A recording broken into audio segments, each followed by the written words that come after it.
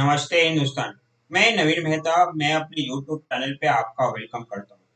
Friends, इस video में बहुत ही इम्पोर्टेंट से जो है ऑर्डर को डिस्कस करेंगे। ऑर्डर जो है दिया गया है सुप्रीम कोर्ट के द्वारा, और ये ऑर्डर जो दिया गया है ये ज्ञान माफी मस्जिद जो बनारस में है उसमें जो इशू जो चल रही है, और ये इशू जो चल रही है कि जैसा कि मैं आपको बताऊं, ये बनारस के जो है सीनियर डिवीजन सिविल बेंच में जो इशू चल रही है उसी पे जो है, जैसा कि अब मैं आपको थोड़ा इन्फॉर्म कर दूं कि वो सीनियर डिवीजन ने ऑर्डर दिया था कि ज्ञान वापी मस्जिद के अंतर्गत मीन्स अंदर में जो है वीडियोग्राफिंग हो, उसके बाहर भी वीडियोग्राफिंग हो। इसका काउज क्या था कि इसका काउज था कि वो 5 हिंदू महिलाएं वहां पे वर्शिप के लिए राइट मांगी थी कि नियमित रूप से श्रृंगार गौरी का पूजा किया जाए।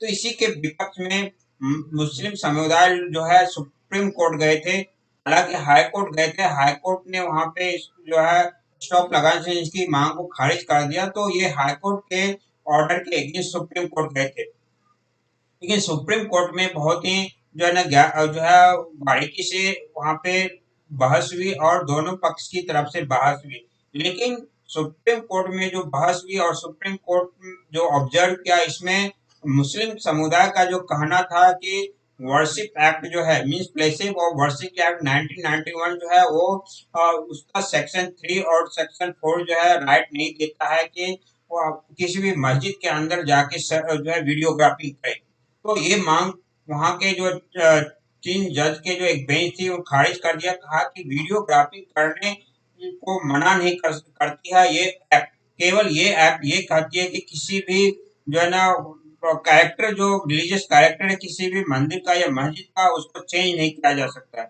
लेकिन ये मना नहीं करती है कि रिलीजियस कैरेक्टर क्या है उसकी जांच हो किसी मंदिर का या मस्जिद का, वो पर बैन नहीं करती है। तो यहाँ पे ये मांग उनकी खत्म हो गई। दूसरी जो यहाँ पे जो है तो मांग की थी मुस्लिम की तरफ से कि वहां पे जो सर्वे हुआ उसको स्टॉप कर दिया जाए। सर्वे को जो है ना से जो भी सर्वे हुआ उसको नल एंड वॉइड कर दिया जाए। कहने का अर्थ हुआ कि सर्वे जो भी हुआ है उसको स्थगित कर दिया जाए, उनको रद्द कर दिया जाए।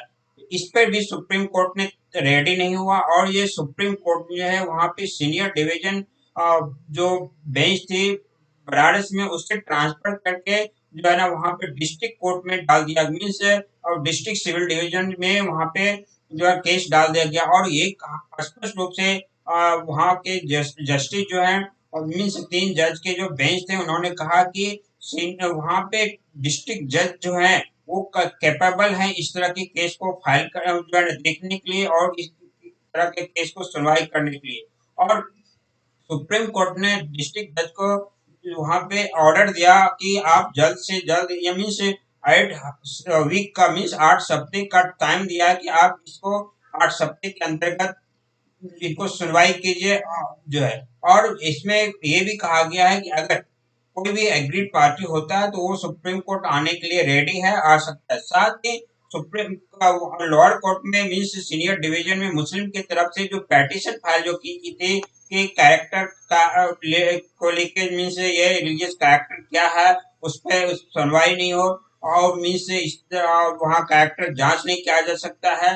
तो इस पे भी सुप्रीम कोर्ट ने जो है स्पष्ट ऑर्डर कर दिया कि ये कैपेबल है डिस्ट्रिक्ट जज।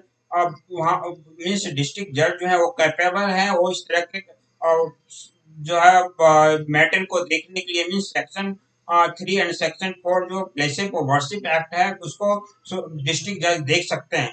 और साथ ही 3 जज की जो बेंच थी उन्होंने जो है ना ये भी ऑर्डर दिया कि जो भी पेंडिंग है मुस्लिम की तरफ से जो एप्लीकेशन फाइल किया गया वो जो पेंडिंग है उसको आप जल्द से जल्द सुनवाई कीजिए, उसके बाद दूसरी सुनवाई कीजिए।